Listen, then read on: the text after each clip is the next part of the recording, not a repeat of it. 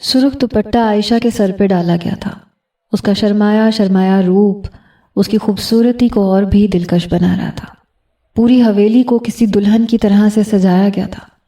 اس وقت وہ محض 15 سال کی تھی۔ سونے کے کنگن اس کے ہاتھ میں ڈالے گئے تھے۔ میں بڑے غور سے اسے دیکھ رہا تھا۔ بنا میک اپ کے اس کے چہرے پہ گلابی پن چھایا ہوا تھا۔ اس کی بادامی آنکھوں میں جھلملاتی چمک سے لگ رہا تھا کوئی دیے سے روشن ہو۔ بہت پیاری لگ رہی تھی۔ عورتوں کا جھمگٹا سا تھا جو اس کے گرد تھا، اور میں اس ہال نما کمرے کے دروازے کے کونے پہ کھڑا تھا۔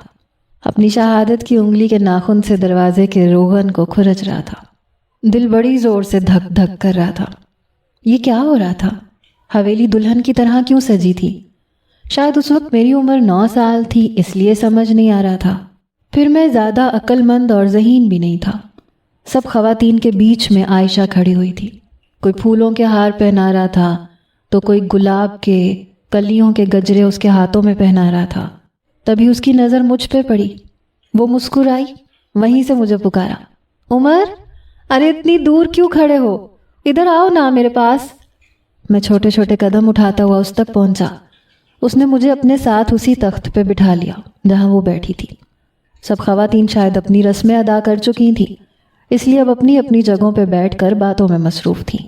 میں نے کہا، عاشی، یہ تم نے اتنے سارے ہار کیوں پہنے ہوئے ہیں؟ کہنے لگی، میرا رشتہ طے ہو گیا نا تمہارے شہرام بھائی سے۔ یہ کہتے ہوئے وہ شرمائی تھی۔ میں نے کہا، یہ رشتہ طے کیا ہوتا ہے؟ کہنے لگی، پگلے، میں تمہارے شہرام بھائی کی دلہن بن جاؤں گی نا۔ میں نے کہا، اچھا، تو کیا تم ابھی آدھی دلہن بنی ہو؟ وہ ہنسنے لگی۔ اس کی ہنسی بڑی اچھی تھی، بڑی پیاری، مجھے بہت اچھی لگتی تھی۔ کہنے لگی، ہاں، بہرحال مجھے یہ تو یاد نہیں کہ میرے ماں باپ کیسے تھے، کون تھے، کیونکہ میں بہت چھوٹا تھا جب میری ماں کو طلاق ہو گئی۔ میں عائشہ کی پھوپھو کا بیٹا تھا۔ میری پیدائش پر ہی میرے باپ نے میری ماں کو طلاق دے دی تھی، اور میری ماں کی شادی دوسری جگہ کر دی گئی۔ میرے باپ نے میری ماں کے ساتھ ساتھ شاید مجھے بھی طلاق دے دی تھی، کیونکہ میں نے سنا تھا کہ میرا باپ کہتا تھا، اسے بھی اپنے ساتھ لے کے جاؤ۔ میرے ماموں نے 6 مہینے کا بھی انتظار نہیں کیا اور میری ماں کی دوسری شادی کر دی۔ مسئلہ پھر شاید میرا رہ گیا۔ جب سگے باپ نے ہی نہ رکھا تو سوتیلا کیوں اپناتا؟ اس لیے میری ماں شادی ہوتے ہی دبئی جا بسی، اور ایسا بسی کہ کبھی کبھار واپس فون آ جاتا تھا۔ یہ سب باتیں مجھے ابھی 1 سال پہلے ہی پتہ چلی تھیں، ورنہ مجھے لگتا تھا کہ میں چھوٹے ماموں کا بیٹا ہوں۔ شروع سے بس کبھی یہ سمجھ نہیں آیا تھا کہ اگر میں چھوٹے ماموں کا بیٹا تھا تو مومانی مجھ سے پیار کیوں نہیں کرتی تھی، اپنے دونوں بیٹوں سے ہی چاہت کیوں دکھاتی تھی۔ میرے دونوں ماموں اور مومانیوں کو مجھ میں کوئی خاص دلچسپی نہیں تھی، بس میں ایک فالتو چیز کی طرح تھا، ایک یتیم مسکین جس پہ انہوں نے اتنا احسان کیا تھا کہ اچھے اسکول میں پڑھ رہا تھا۔ سب کھاتے تھے تو میں بھی کھا لیتا تھا۔ مجھے ابھی بھی یاد ہے، میرا کمرہ حویلی کے دوسرے بچوں کے کمرے کے مقابلے میں بہت چھوٹا تھا۔ شاید پہلے اسٹور روم تھا جہاں مومانیوں کے جہیز کی پیٹیاں رکھی ہوئی تھیں، لیکن جب میں 5 سال کا ہوا تو سب کو خیال آیا کہ اس کا کمرہ الگ ہونا چاہیے، کیونکہ میرے ماموں کے دوسرے بیٹے مجھے برداشت نہیں کرتے تھے۔ شاید انہیں لگتا تھا کہ میں اس قابل ہی نہیں ہوں کہ ان کے ساتھ سو سکوں یا بیٹھ سکوں۔ ہاں، شاید میں یتیم تھا اس لیے۔ بہرحال پہلی بار جب مجھے اس چھوٹے سے کمرے کے سنگل بیڈ پہ اکیلے سونا پڑا تو مجھے بہت ڈر لگا تھا۔ اس پوری حویلی میں اگر میرا کوئی اپنا تھا تو وہ تھی عائشہ، جسے سب عاشی عاشی کہتے تھے۔ شاید یہ عائشہ کے نام کا کوئی شارٹ فارم تھا، یا پھر آپی کے بجائے عاشی کہتے تھے۔ خیر، مجھے اس بات کا علم نہیں، میں بھی شروع سے اسے عاشی ہی کہتا تھا۔ میرے بڑے ماموں کی 2 بیٹیاں تھیں، بیٹا کوئی نہیں تھا۔ ایک عائشہ تھی جو ہمارے خاندان کی سب سے بڑی پوتی تھی۔ اس کی چھوٹی بہن تھی جو اس سے 2 سال چھوٹی تھی، اس کا نام صوفیہ تھا۔ مجھے کچھ یاد ہے، جب میں نے ہوش سنبھالی تھی تو نانی بھی تھی، لیکن شاید ان کا جلد انتقال ہو گیا تھا۔ میرے دونوں ماموں اس بڑی حویلی کے مالک تھے۔ ایک خالہ اور بھی تھیں جو دوسرے گاؤں میں بیاہی گئی تھیں، لیکن کبھی کبھار ہی آتی تھیں۔ شاید میرے ماموں کا یہ کہنا تھا کہ شادی کے بعد بیٹیوں کو میکے کم آنا چاہیے۔ خیر ہے، بچپن میں اپنے ساتھ ہونے والی زیادتیاں مجھے پہلے پہلے بہت تکلیف دیتی تھی، کیونکہ میں سمجھتا تھا کہ میں چھوٹے ماموں کا بیٹا ہوں۔ ان کے دونوں بیٹے مجھ سے بڑے تھے اور میں سب سے چھوٹا تھا۔ یوں سمجھ لیں کہ سب سے چھوٹا گھر میں ہی تھا۔ میرے سارے کزنز بڑے تھے، لیکن پھر بھی چھوٹی مومانی جب کھانا کھلاتی تھیں تو اپنے دونوں بیٹوں کو نوالے بنا بنا کے کھلاتی تھیں۔ میں وہیں بیٹھا ہوتا تھا، منہ بھی کھولتا تھا کہ شاید تیسرا نوالا میرے منہ میں آئے گا، لیکن وہ ماتھے پہ بل ڈال کے کہتی تھیں، خود کھاؤ، چھوٹے تھوڑی ہو۔ شاید میں اس وقت 4 سال کا تھا یا پھر 4.5 سال کا، تھوڑا تھوڑا یاد ہے۔ میں نے کھانا خود شروع کر دیا تھا، کیونکہ ماں تو تھی نہیں جو میرے منہ میں نوالے ڈالتی۔ ہاں، تو میں آپ کو بتا رہا تھا کہ 5 سال کی عمر میں حویلی کا سب سے چھوٹا کمرہ جو کبھی اسٹور روم ہوتا تھا وہ مجھے دے دیا گیا۔ سنگل بیڈ پہ جب میں سونے لگا تو بہت ڈر لگا تھا۔ میں کمرے سے باہر آیا، حویلی کا صحن بہت بڑا تھا اور اطراف میں سب کے کمرے تھے۔ مجھے ڈر لگ رہا تھا، کوئی کتا بھی بھونکتا تو مجھے لگتا میرے ہی کمرے میں آ جائے گا۔ میں ڈرا سہما پتہ نہیں کیوں سب کے کمروں کو چھوڑ کر عائشہ کے کمرے کے دروازے تک آیا۔ میں نے دستک دی، جانتا تھا کہ یہ دروازہ میرے لیے بند نہیں ہوگا بلکہ کھل جائے گا، اور واقعی دوسری دستک پہ دروازہ کھل گیا۔ مجھے یوں روتا دیکھ کر، ڈرا ہوا دیکھ کر عائشہ کہنے لگی، عمر کیا ہوا تمہیں؟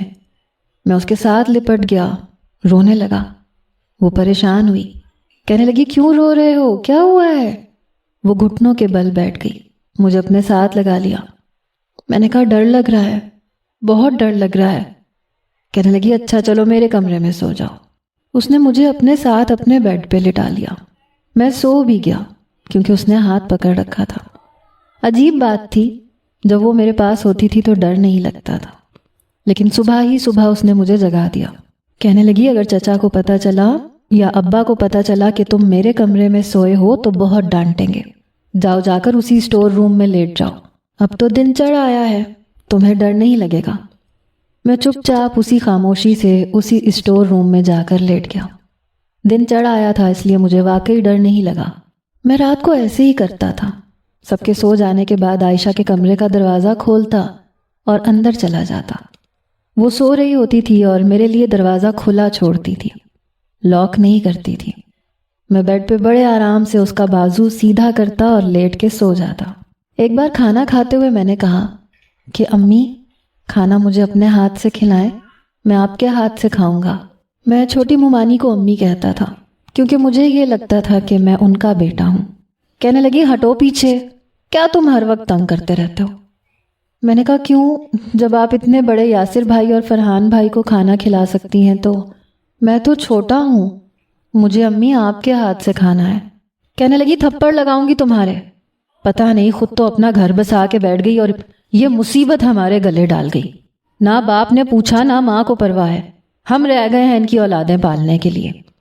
اس روز چھوٹی مومانی نے مجھے اس زور سے جھٹکا کہ میں کرسی سے ہی نیچے گر گیا۔ اسی وقت عائشہ باہر آئی، میں رو رہا تھا۔ وہ بھاگتی ہوئی میرے پاس آئی، کہنے لگی، چچی یہ کیا کر رہی ہیں؟ کہنے لگی، اس کو بولو میرے پاس مت آیا کرے۔ امی امی نہیں ہوں میں اس کی ماں، کیوں کہتا ہے مجھے امی؟ عائشہ نے مجھے اٹھایا، کرسی پہ بٹھا کے میری برابر والی کرسی پہ بیٹھ گئی، میرے آنسو صاف کیے۔ کہنے لگی، کھانا میں تمہیں کھلا دیتی ہوں، تم چچی کو کیوں تنگ کرتے ہو؟ میں نے کہا، امی مجھ سے پیار نہیں کرتی عاشی، مجھے اپنے پاس نہیں آنے دیتی، مجھے اپنے ساتھ بھی نہیں لگاتی۔ اب یاسر بھائی اور فرحان بھائی بھی تو کتنے بڑے ہیں، ان کو اپنے ساتھ لگاتی ہیں، میرا بھی دل چاہتا ہے امی مجھ سے پیار کریں۔ میں روتے ہوئے کہہ رہا تھا۔ وہ کہنے لگی کہ ابھی تم چھوٹے ہو نا، تمہیں ان باتوں کا پتہ نہیں ہے، میں تمہیں بتا بھی دوں گی تو تمہیں پتہ نہیں چلے گا۔ بہرحال وہ سب سے بڑی تھی، اس لیے سب بچوں کو ٹیوشن بھی وہی پڑھاتی تھی، اور میں سب بچوں میں سب سے کن ذہن تھا۔ نہ جلدی لکھنا آتا تھا، نہ پڑھنا آتا تھا۔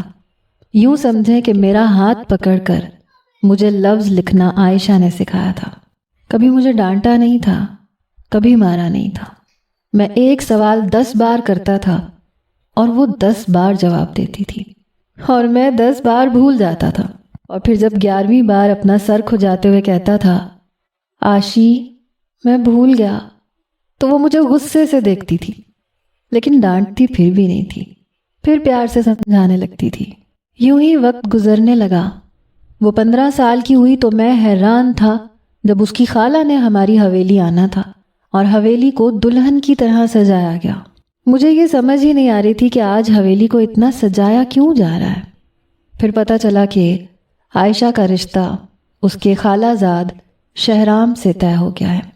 حالانکہ اس کی خالہ پہلے بھی کئی بار آتی تھیں، لیکن حویلی تو یوں نہیں سجتی تھی۔ شہرام کو بھی میں جانتا تھا، عائشہ سے 2 سال بڑا ہوگا یا 3 سال۔ جب بھی وہ آتا تھا میں نے عائشہ کے چہرے پہ شرم کے کئی رنگ دیکھے تھے جو مجھے بڑے اچھے لگتے تھے۔ وہ آتا تھا تو اس کے سامنے نہیں جاتی تھی۔ شاید یہ شروع سے ہی طے تھا کہ وہ اس کی ہے، اور وہ جانتی بھی تھی۔ تبھی جب اس کی خالہ آتی تھی تو وہ کمرے میں بیٹھ جاتی تھی۔ میں کہتا تھا عاشی تم باہر کیوں نہیں آتی؟ ارے سب کھانا کھا رہے ہیں، تم اندر بیٹھی ہو، باہر چلو مجھے اپنے ہاتھوں سے کھانا کھلاؤ۔ کہنے لگی میں نہیں جا سکتی، باہر وہ آئے ہیں۔ میں نے کہا وہ کون آئے ہیں؟ کہنے لگی تمہیں نہیں سمجھا سکتی، جاؤ نا عمر، تنگ نہیں کرو، آج خود کھا لو۔ میں نے کہا نہیں میں پلیٹ اندر لے آتا ہوں، تم کھلاتی ہو تو اچھا لگتا ہے۔ میں اپنے کھانے کی پلیٹ بھر کے اندر لے آتا تھا، وہ مجھے کھلاتی، میں اسے کھلا دیتا۔ بس میرے لیے سب کچھ عائشہ تھی، کیونکہ مجھے پیار ہی اسی سے ملا تھا۔ ایک بار میں نے دیکھا وہ شہرام کی تصویر دیکھ رہی تھی، ساتھ میں مسکرا رہی تھی۔ مجھے زور کا دھچکا اس وقت لگا جب اس نے شہرام کی تصویر پر اپنے لب رکھ دیے۔ میں اکیلا ہی اس کے کمرے میں تھا، اور شاید اسے پتہ نہیں تھا کہ میں کمرے میں ہوں، کیونکہ میں ابھی آیا تھا اور وہ بیڈ پہ ہی بیٹھی ہوئی تھی۔ میں نے دیکھا تو شہرام کی تصویر تھی۔ جب اس نے لب رکھے تو میں نے پتہ نہیں کیوں اس کے ہاتھ سے شہرام کی تصویر پکڑ کے دور پھینکی۔ وہ بری طرح سے چونکی، کہنے لگی یہ کیا کر رہے ہو تم؟ میں نے کہا وہ ایسے مجھے اچھا نہیں لگا، کیوں چوم رہی تھی اس کی تصویر کو؟ پتہ نہیں مجھے کیا ہوا تھا، حالانکہ میں چھوٹا تھا لیکن برداشت نہیں ہوا تھا۔ اس نے جلدی سے شہرام کی تصویر پکڑی اور سائڈ ٹیبل کے دراز میں رکھ دی۔ کہنے لگی تم اندر کیسے آئے؟ دروازہ نہیں کھٹکھٹا سکتے؟ منہ اٹھا کے آ جاتے ہو۔ پہلی بار اس نے مجھے شہرام کی وجہ سے ڈانٹا تھا۔ میں نے کہا بس نیند نہیں آ رہی تھی۔ تم کیوں نہیں سوئی؟ میں تو رات کو اسی وقت آتا ہوں، تم نے خود ہی تو کہا تھا کہ دستک مت دینا، یہ نہ ہو کوئی اور دروازہ کھولے۔ کہنے لگی اب تم 9 سال کے ہو گئے ہو، سمجھے نا؟ جاؤ جا کے اپنے کمرے میں سو، اب میرے کمرے میں مت آیا کرو۔ میں نے کہا کیوں؟ مجھے تو نیند نہیں آتی۔ چلو نا عاشی بازو سیدھا کرو، مجھے سر رکھ کے سونا ہے۔ کہنے لگی نہیں نا اب تم بڑے ہو رہے ہو، دیکھو اچھا نہیں لگتا، مجھے شرم آتی ہے، برا لگتا ہے۔ میں نے کہا اچھا پھر خالی ہاتھ پکڑ لیتا ہوں، اب ہاتھ تو پکڑ سکتا ہوں نا۔ کہنے لگی نہیں، چلو آؤ میں تمہیں تمہارے کمرے میں چھوڑ کے آؤں۔ وہ میرا ہاتھ پکڑ کے مجھے کمرے میں چھوڑ کے آئی۔ میں رونے لگا، کہنے لگا نہیں آتی نا تمہارے بغیر نیند، تمہیں کیوں سمجھ میں نہیں آتا؟ کہنے لگی آج سو گئے نا تو آپ ہی آ جائے گی، میں تمہارے پاس بیٹھی ہوں۔ وہ میرے پاس بیٹھ گئی، میرا سر سہلانے لگی۔ مجھے نیند بھی آ رہی تھی، پر یہ بھی ڈر تھا کہ وہ اٹھ کے چلی جائے گی، اس لیے میں نے جان بوجھ کے اس کی گود میں سر رکھ لیا تاکہ وہ جا ہی نہ سکے۔ آنکھیں یوں بند کیں جیسے یہ سب کچھ نیند میں کیا ہو، لیکن جب میری آنکھ کھلی تو میرا سر تکیے پہ تھا اور وہ جا چکی تھی۔ پتہ نہیں کیوں لیکن مجھے شاید عائشہ کی عادت ہونے لگی تھی۔ وہ پڑھائی میں بہت اچھی تھی، فٹافٹ سے سب کچھ پڑھ لیتی تھی، یاد کر لیتی تھی۔ اب تو وقت گزرنے کے ساتھ ساتھ اس کی کلاسز بڑی ہو گئی تھیں، سب اپنا اپنا پڑھ لیتے تھے، لیکن میں کتابیں اٹھا کے عائشہ کے سامنے رکھ دیتا تھا۔ چلو عاشی سمجھاؤ نا، کچھ بھی پلے نہیں پڑا۔ اس نے میرا کان پکڑا، کہنے لگی تم اسکول میں سب کچھ سمجھ کے کیوں نہیں آتے؟ باقیوں کو دیکھو، یاسر ہے، فرحان ہے، صوفیہ ہے، سب لوگ اپنی ٹیچر سے سمجھتے ہیں اور خود پڑھ لیتے ہیں۔ میں نے کہا میں ٹیچر کی بکواس سنتا ہی نہیں ہوں، تم سمجھا دیتی ہو نا۔ کہنے لگی میں کب تک سمجھاؤں گی تمہیں؟ میں نے کہا ساری زندگی، تم ہو نا۔ میں نے کبھی اسے آپ نہیں کہا تھا، آپ جناب نہیں کیا تھا، بس ایسے ہی بات کرتا تھا جیسے وہ میری عمر کی ہے، میری دوست ہے۔ میں اسے کچھ چھپا ہی نہیں سکتا تھا، کیونکہ ایک واحد وہی تو تھی جو میری سن لیتی تھی۔ کہنے لگی میں سدا تمہارے پاس تھوڑی رہوں گی، جب چلی جاؤں گی نا بچوں تو بہت رو گے۔ तब तक मुझे भी ये पता चल चुका था कि मैं कौन हूँ। मैं जिसे अम्मी कहता था वो अम्मी नहीं थी, वो मुमानी थी। जिसे बाबा कहता था वो बाबा नहीं थे, वो मामू थे। जिसे ताया अब्बा समझता था वो ताया नहीं थे, वो बड़े मामू थे। कभी कभी जिसे फुप्पो समझ के फ़ोन पे बात करता था वो फुप्पो नहीं थी, वो माँ थी। लेकिन मैंने हमेशा उन्हें फुप्पो जानी ही कहा था। वो पूछती थी तुम्हारी सालगिरह पे क्या तोहफा भेजूं। मैं कहता था कुछ भी भेज दें, बस वहाँ से मेरे लिए तोहफे ही आते थे जो मेरे लिए बिल्कुल बेमानी से थे। इतने बेमानी कि मैं अपने दूसरे कज़नों को बड़े आराम से दे देता था। मेरे लिए उनमें कोई कशिश, कोई दिलचस्पी नहीं थी। तब भी कोई दिलचस्पी नहीं थी जब पता चला कि वो फुप्पो नहीं मेरी माँ है। फिर भी उनके तोहफों में कभी ममता का लम्स महसूस नहीं हुआ।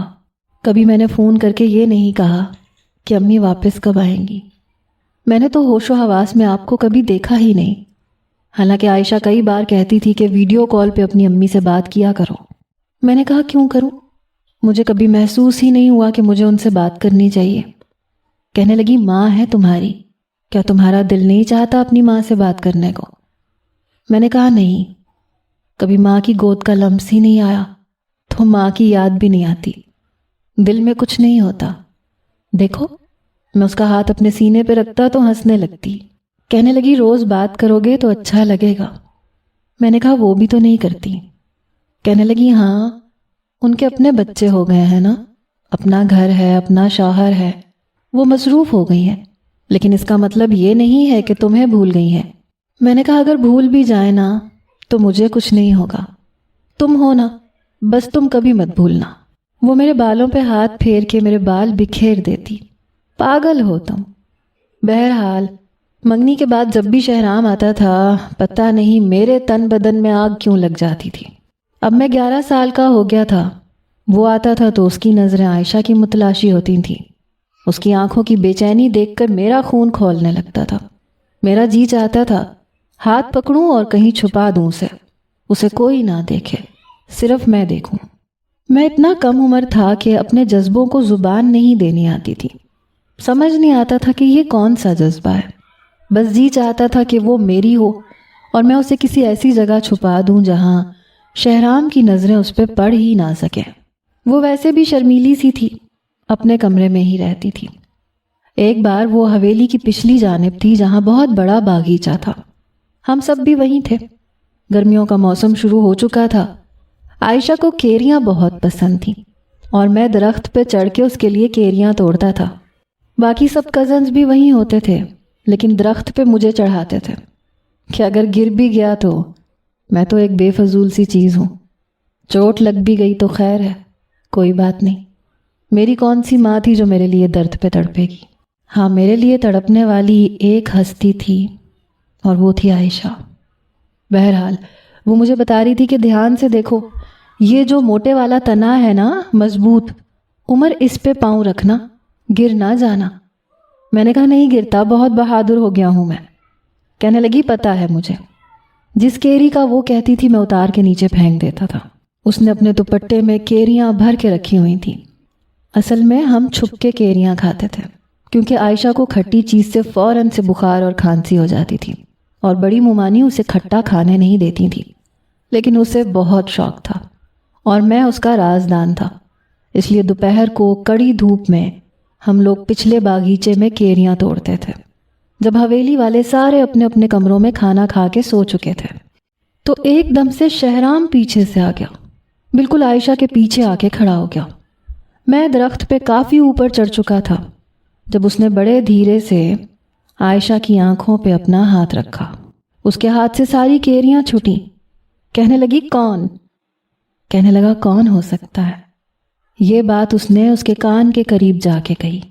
मेरा दिल बड़ी जोर जोर से धड़का। आयशा का चेहरा ब्लश हुआ, वो कुछ घबराई। कहने लगी मेरी आंखों से हाथ हटाएं प्लीज़। वो कहने लगा आज तो बड़ी मुश्किल से काबू में आई हो, जब आता हूँ छुप जाती हो। पता है ना सिर्फ तुम्हें देखने आता हूँ, क्यों छुप जाती हो? मेरे माथे पे बल पड़े। गुस्सा बड़ा आ रहा था। अब वो आयशा की आंखों से हाथ हटा चुका था। वो अपना दुपट्टा दुरुस्त करने लगी। اس سے پہلے کہ وہ وہاں سے بھاگتی کلائی شہرام کے ہاتھ میں تھی، اور میرا جی چاہا میں اس کے ہاتھ پہ اپنے دانت گاڑ دوں۔ کہنے لگی یہ آپ کیا کر رہے ہیں، میرا ہاتھ چھوڑیں۔ کہنے لگا کیا ہو گیا تمہیں؟ یار کچھ دیر تو بات کر لو نا، کیوں اتنا چھپ گئی ہو مجھ سے؟ اپنے چاہنے والوں کو اتنا تڑپاتے نہیں ہیں، یہ نہ ہو کہ ان کی جان نکل جائے۔ یہ سنتے ہی عائشہ نے اس کے ہونٹوں پہ ہاتھ رکھا، پھر جلدی سے ہٹا بھی لیا۔ وہ ہنسنے لگا۔ میں نے کہا عائشہ مجھے نیچے اتارو۔ میرے چلانے پہ شاید شہرام کو احساس ہوا کہ میں بھی وہاں موجود ہوں۔ شہرام عائشہ سے کہنے لگا رہنے دو، اس کو اوپر ہی لٹکا رہنے دو۔ پھر اپنی جیب سے اس نے شاید سونے کی بالیاں نکالی۔ کہنے لگا تمہارے کانوں میں پہنانا چاہتا ہوں۔ میں نہیں چاہتا تھا وہ میری عائشہ کو چھوئے یا اس کے قریب ہو۔ عائشہ کہنے لگی میں خود پہن لوں گی، آپ پلیز رہنے دیں، کوئی آ گیا تو کتنی بری بات ہو جائے گی۔ شہرام کہنے لگا میں تو اپنے ہاتھوں سے پہناؤں گا، تب ہی چھوڑوں گا، پلیز عائشہ۔ شاید وہ مان گئی۔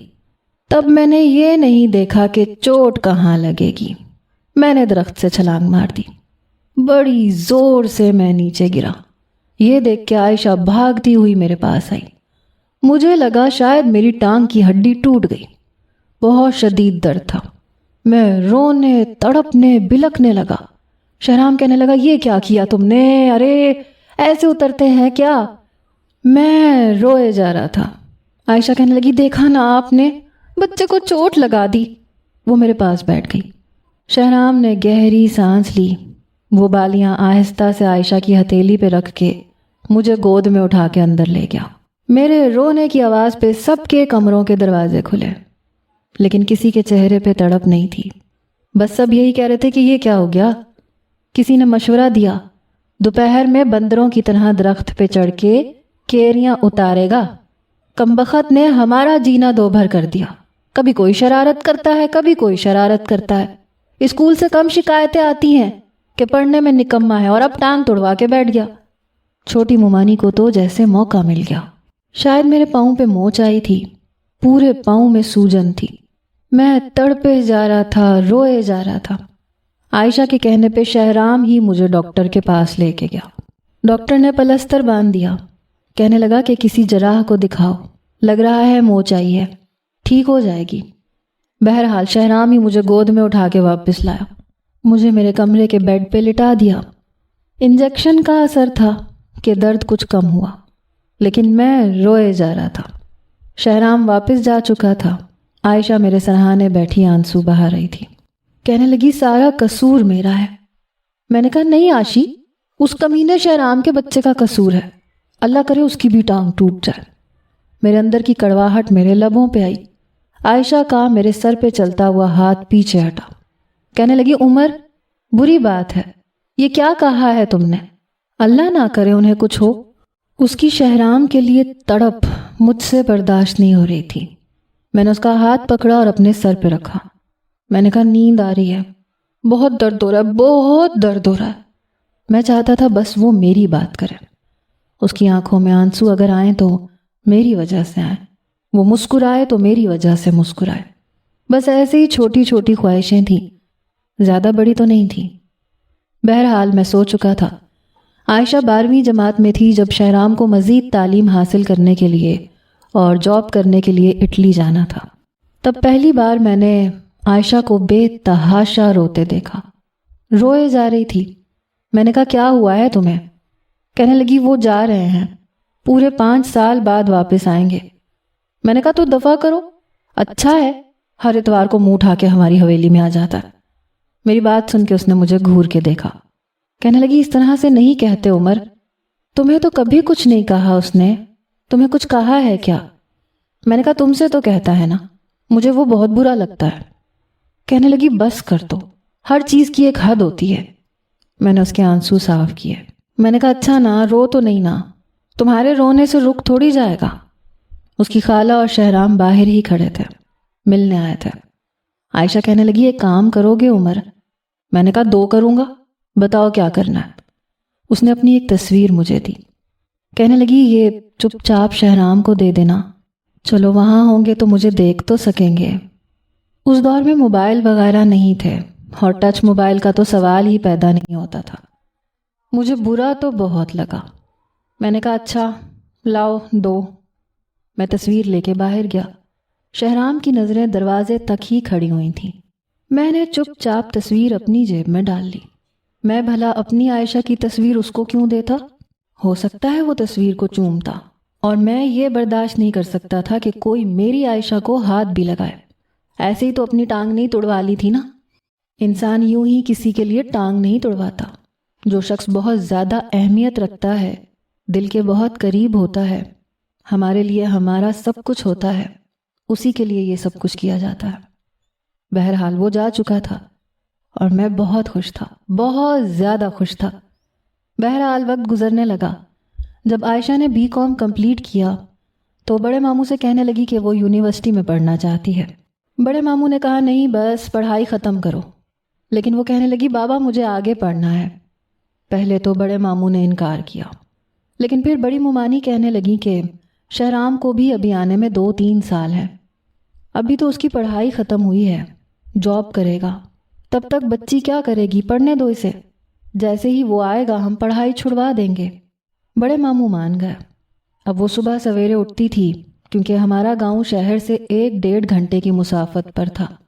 وہ پڑھنے میں بہت اچھی تھی، بہرحال شاید BBA کر رہی تھی۔ گاؤں میں صرف لڑکیوں کا کالج ہی تھا، کوئی یونیورسٹی نہیں تھی۔ ماموں نے شہر میں داخلہ تو کروا دیا تھا لیکن گرلز یونیورسٹی میں۔ کہتے تھے کہ لڑکوں کے ساتھ پڑھنے کے حق میں نہیں ہوں۔ وہ جب یونیورسٹی سے واپس آتی تھی تو بہت تھکی ہوئی ہوتی تھی۔ کھانا کھا کے کچھ دیر آرام کرتی تھی کیونکہ رات کے کھانے کی ذمہ داری بڑی ممانی نے اسی کی لگا دی تھی۔ سب لوگ اپنی اپنی زندگیوں میں آگے بڑھنے لگے، لیکن میں وہیں تھا۔ میں بڑا ہونا ہی نہیں چاہتا تھا۔ کتابیں لے کے عائشہ کے سامنے کتابیں پھیلا کے بیٹھ جاتا تھا۔ وہ کہنے لگی اب تو خود پڑھ لیا کرو۔ میں نے کہا نہیں نا، تم پڑھاؤ، تم سمجھاتی ہو تو اچھا سمجھ میں آتا ہے۔ وہی ہر بار کا جملہ۔ وہ چڑ کے کہنے لگی یہ اچھا بہانہ ہے تمہارا۔ میں اس وقت 9ویں جماعت میں تھا، لیکن پھر بھی وہ مجھے رٹے لگواتی تھی، پھر جا کے میں اچھے نمبروں سے پاس ہو جاتا تھا، یہی B گریڈ سے۔ بس اس سے اوپر میری چھلانگ کبھی لگتی ہی نہیں تھی، اور اس پہ بھی میں یوں خوشیاں مناتا جیسے میں نے پتہ نہیں کون سا کارنامہ انجام دے دیا ہو۔ حالانکہ سب کزنز میں سب سے گندا گریڈ میرا ہوتا تھا۔ انہی دنوں چھوٹے ماموں نے اپنے بڑے بیٹے یاسر کے لیے صوفیہ کا رشتہ مانگ لیا۔ ہمارے ہاں شاید لڑکیوں کی منگنیاں جلدی کر دی جاتی تھیں۔ عائشہ کی بھی 15 سال کی عمر میں کر دی گئی تھی، لیکن صوفیہ کی تو چلو پھر اس وقت ہوئی جب وہ 12ویں-13ویں میں پڑھتی تھی، لیکن سننے میں یہی آیا تھا کہ بات شروع سے طے تھی۔ بہرحال منگنی ہونے کی دیر تھی کہ میں نے نوٹ کیا کہ صوفیہ اب یاسر بھائی کے سامنے نہیں آتی۔ بہرحال میرا وقت بہت اچھا گزر رہا تھا۔ جب عائشہ کچن میں کھانا بنا رہی ہوتی تو میں باورچی خانے میں ہوتا۔ وہ کہتی میرے سر پہ کیوں سوار ہو جاتے ہو، جاؤ یہاں سے۔ میں نے کہا میرے لیے بھی کوئی اچھی سی چیز بنا دو۔ کس سے فرمائش کروں میں، میری فرمائش کا کبھی کچھ نہیں بنتا۔ میری بات پہ کہنے لگی اچھا بتاؤ کیا کھاؤ گے۔ میں نے کہا وہی بریانی۔ کہنے لگی اچھا ٹھیک ہے تمہارے لیے بنا دیتی ہوں۔ مجھے اس کی یہ بات بہت اچھی لگتی تھی، کبھی انکار نہیں کرتی تھی، بنا کہے میرے سارے کام کر دیتی تھی۔ جب میں اسکول کے لیے صبح اٹھتا تھا تو میرا یونیفارم استری کیا ہوا رکھا ہوتا تھا، میرے لیے ناشتہ بنا ہوا ڈھکا ہوا ہوتا تھا، اور وہ بھی میرے کمرے میں۔ دودھ کا 1 گلاس، 1 بوائل انڈا، ساتھ میں سلائس، جیم، مکھن، سب کچھ رکھا ہوتا تھا۔ وہ یونیورسٹی جانے سے پہلے میرا ناشتہ تیار کر کے میرے کمرے میں رکھ کے جاتی تھی۔ جانتی تھی کہ صبح صبح کوئی اٹھ کے مجھے ناشتہ بنا کے نہیں دے گا۔ مجھے اچھا لگتا تھا، وہ میری اتنی کیئر کرتی تھی۔ جب مجھے بخار ہوتا تھا تو پوری رات میرے سرہانے بیٹھی رہتی تھی، اور میں چاہتا تھا کہ یہ بخار کبھی نہ اترے۔ وہ میرے سرہانے، میری پیشانی پہ ہاتھ رکھ کے بس بیٹھی رہے۔ وہ تھی بھی بہت خوبصورت، یا شاید مجھے خوبصورت لگتی تھی، بلکہ مجھے ایک وہی خوبصورت لگتی تھی۔ اس کا BBA کمپلیٹ ہو چکا تھا، 3 سال مزید گزر چکے تھے، اب تو میں بھی کالج میں آ گیا تھا، لیکن میری حرکتیں وہی تھیں، بچوں والی۔ لیکن ہوش میرے اس وقت اڑے جب عائشہ نے مجھے یہ بتایا کہ شہرام واپس آ رہے ہیں اور میری شادی ہو رہی ہے۔ یہ سن کے مجھے لگا میرا دھڑکتا دل تھم گیا، شاید دھڑکنا بند کر چکا ہے، کیونکہ وہ